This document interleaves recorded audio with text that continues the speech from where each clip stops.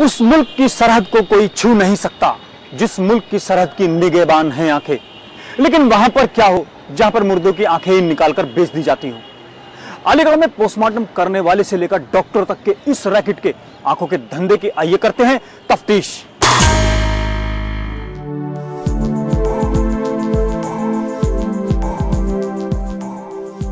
आंखें हैं तो जहान है, लेकिन इनके बंद होते ही शुरू हो जाता है एक गैर कानूनी धंधा। लाश से चुराई जा रही ये आंख कितने की बिकेगी, ये तो मांग पर है। लेकिन इतना तय है कि यहां महज चंद पैसों की खातिर आंखें निकालने का काम धड़ल्ले से चल रहा है। काफी दिनों से चर्चा थी कि अलीगढ़ में कुछ लोग लाशों से आंखें निकालकर बेच रहे हैं। खबर मिलते ही कुछ सामाजिक कार्यकर्ताओं ने छिपकर मॉर्चरी पर नजर रखनी शुरू की। खबर सही निकली। शवों का पोस्टमार्टम करने वाले चंद्रपाल को रंगे हाथों पकड़ लिया गया और फिर धंधे का एक एक तार सामने आता गया। सबसे निचले पायदान पर था 16 साल का चंद्रपाल, जिसका नाना रामप्रसाद ये आंखें गांधी आई हॉस्पिटल के लैब असिस्टेंट नरोत्तम को चंद सिक्कों में बेच देता था। लड़की हुई तो हाथ से निकाल ली थी मैंने, वो उसका शरीर टूट गया था उसका ट्रेन वाली का, तो वो निकाल के मैंने नरोत्तम को दिया था। इसके बाद ये आंखें कुछ आला अफसरों की मिली भगत से जरूरतमंदों को मुंह मांगे दामों पर बेच दी जाती थी। ये लोग जो रामप्रसाद चंद्रपाल आंख निकालते थे, उस आंख को ये 100 रुपए से 200 500 जैसा भी होता था उतनी कीमत तो ये वसूल करते थे। इसके अलावा आगे का कार्य जो नरोत्तम दास, मधुब लहरी और एचएल गुप्ता हैं वो लोग करते थे। और उस आंख की कोई कीमत नहीं, जैसा वो हो जाए, यानी किसी के लिए तो 2000 रुपए में भी अवेलेबल करा देते थे और किसी के लिए 50,000 60,000 तक में भी, ऐसा जानकारी।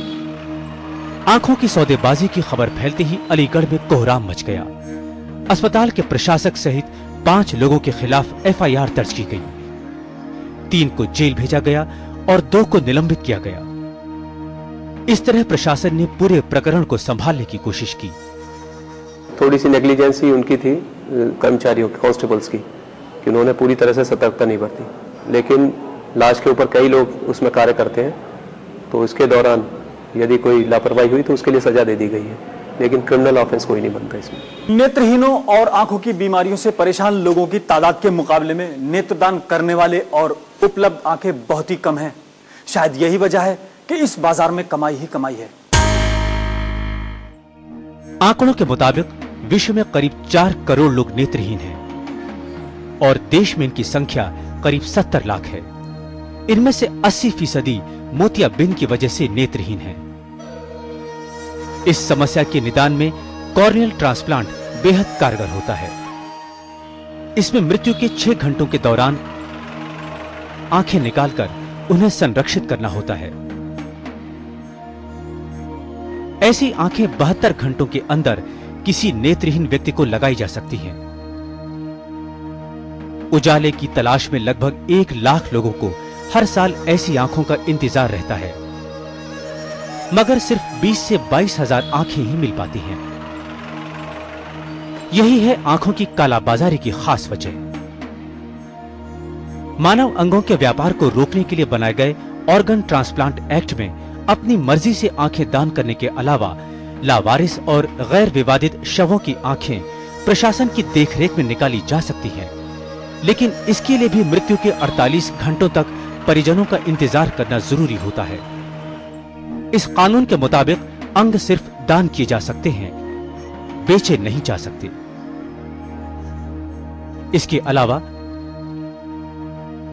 निकाले गए अंगों को बेहद सावधानी के साथ रखा जाना चाहिए, लेकिन इसका धंधा करने वाले जरा भी ख्याल नहीं रखते। लावारिस व्यक्ति के तो पंचायतनामा भरने में इतनी देर लगती है, तो उस आंख का तो मेरे ख्याल से कॉर्निया का इस्तेमाल जो हम लोगों ने पढ़ा है उस हिसाब से हो ही नहीं सकता है। वो 6 घंटे में तो कोई बॉडी वहाँ पहुँच ही नहीं सकती है। अनक्लेम बॉडी 6 घंटे के अंदर किसी भी सूरत में पोस्टमार्टम गृह में नहीं पहुँच सकती है, तो वहाँ आंख निकालने का प्रश्न ही नहीं उठता है। और निकालते हैं तो वेस्ट है वो, जब निकालते भी हैं तो cornea can not be used. जांच के बाद प्रशासन ने कई लोगों को दोषी पाया है। सैकड़ों लावारिस लाशों से आंखें निकालने वाला रिक्शा चालक चंद्रपाल हो या फिर अस्पताल के डॉक्टर एचएल गुप्ता, दोनों में कोई फर्क नहीं। दरअसल आंखें निकालने का ये काम सारे कायदे कानूनों को ताक पर रखकर किया जा रहा था। एक शव की आंखें निकालने का जो प्रकरण सामने आया, तो उसके पश्चात इसकी गंभीरता देखते हुए मेरे स्तर से इसकी मैजिस्ट्रियल इंक्वायरी के आदेश दिए थे। अपर जिलाधिकारी नगर द्वारा इसकी मैजिस्ट्रियल इंक्वायरी की गई थी। मैजिस्ट्रियल इंक्वायरी के दौरान 2-3 बातें बिल्कुल स्पष्ट रूप से आ गई कि जो मानवीय अंगों का प्रत्यारोपण का अधिनियम है वो उसमें प्रभावी होता है। मानवीय अंगों के प्रत्यारोपण के अधिनियम के अंतर्गत जो भी तकनीकी व प्रक्रियात्मक व्यवस्थाएं और प्राविधान किए गए हैं उसका शब्दशः व अक्षरशः पालन गांधी नेत्र चिकित्सालय में नहीं हो रहा था। मानव अंगों के व्यापार के बड़े बड़े रैकेट्स अक्सर पकड़े जाते हैं। किडनी का धंधा हो या आंखों की चोरी, इसे तभी रोका जा सकता है जब लोगों में अंगदान, खासकर नेत्रदान की भावना बढ़ाई जाए। आंखों की रोशनी बेचने वाले ऐसे गिरोह के भंडाफोड़ तो होते ही रहते हैं, लेकिन अक्सर जांच के बाद कोई ठोस कार्रवाई नहीं हो पाती। आंखों के इस अवैध व्यापार की जांच भी अपनी ही रफ्तार से चल रही है। ऐसे में नतीजों का सिर्फ इंतजार ही किया जा सकता है। तो ये थी आज की हमारी तफ्तीश। अगली बार फिर किसी नए राज को फाश करेंगे। फिलहाल आजाद खालिद को इजाजत दें।